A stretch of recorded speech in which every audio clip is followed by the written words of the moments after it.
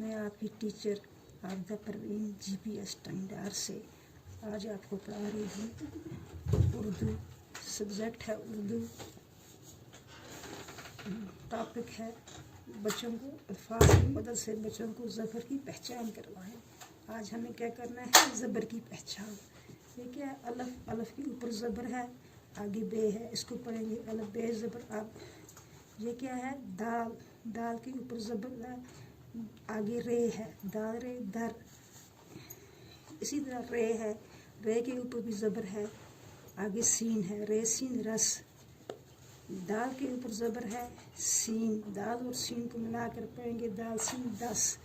हाँ, ये क्या है, बे, बे के ऊपर ज़बर है, दाल के ऊपर भी ज़बर है, नून बदन।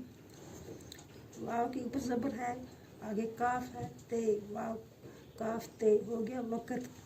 फिर दाल के ऊपर ज़बर है, रे दाल दर, गाफ रे दाल गर्द, बे रे ते नून बर्तन, गाफ रे दाल नून गर्दन, बे रे कीफ ते बरकत, हे रे कीफ ते हरकत।